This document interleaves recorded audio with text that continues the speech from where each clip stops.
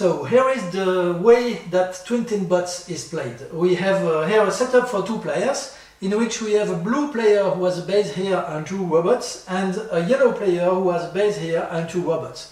We also see that there are crystals on the game board, which the players will want to fetch and bring back to their bases. Each time a player will bring a crystal in his base, a new crystal from the crystal track, which is here, will be brought into play. So if for example this crystal goes into the base, then a new crystal will appear on the center of the game board. Should the center of the game board already be occupied by a crystal, by a robot, then the player will have the choice to put it on another 3 hex just around it. If they are all occupied, we go 1 hex further and so on. So you know what crystals will come into play from the beginning of the game, and once the last crystal has been put into play, the game lasts 3 more turns, and after that the game is over.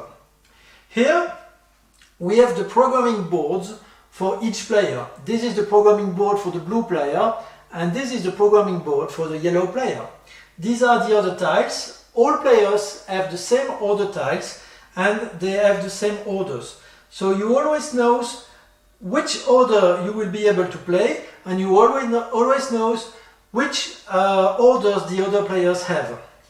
The orders are very simple. For example, on the first turn, if it's the blue player who plays first, I can put 1 order on each robot. So if I do this and then I resolve, I will have the first robot who does nothing, then he goes 1 hex forward, then nothing, then the second robot goes 2 hex forward, then nothing, then nothing. And that's it for the first turn of the blue player.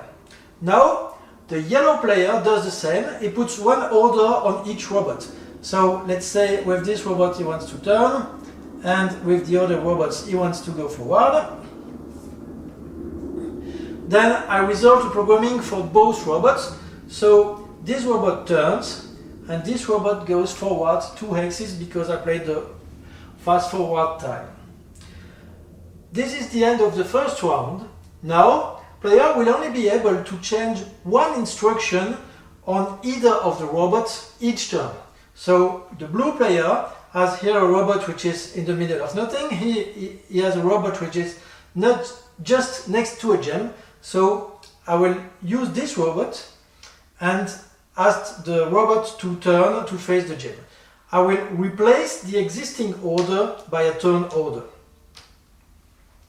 This is the only change I can make for the blue player. So now he will be executing both programming. So nothing, advance, nothing, and then the other one turns and then nothing and then nothing.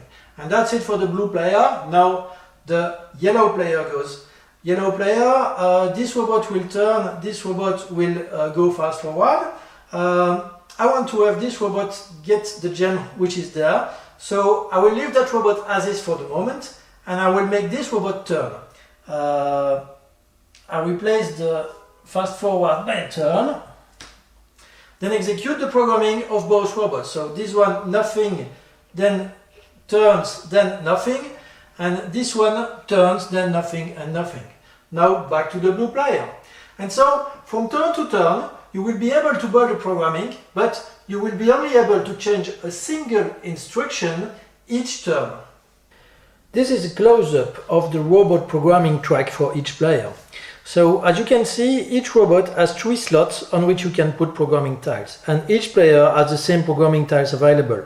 Advance once, advance twice, turn left, turn right, get a gem and drop a gem, and these 2 will be changed in the definitive version because they are looking too much alike.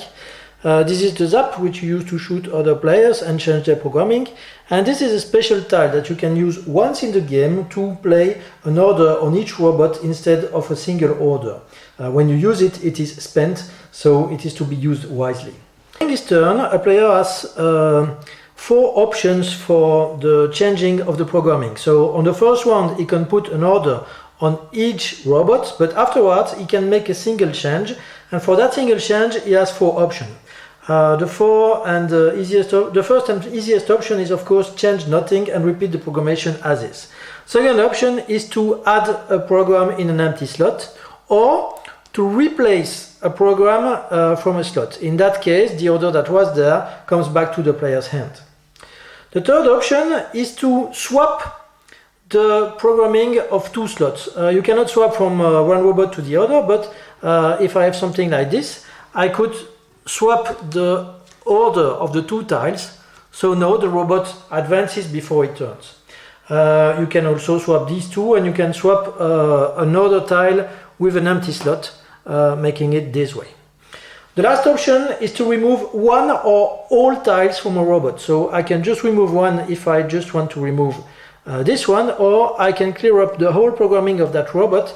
It's a way to shut it down when the situation is really bad and you want to make sure to get a new start. It can be useful. This is a close-up of the crystal track, on which you can see which crystal will enter the game. So first time a crystal will be put into his base by one of the players, this green crystal will enter play at the center of the board. Then it will be this one and this one and this one and so on. As you can see, the crystals have different shapes and values. The blue crystals here have 2 gems on them and they are worth 2 points. The green crystals have 3 gems and they are worth 3 points. The purple crystals have 4 gems and they are worth 4 points.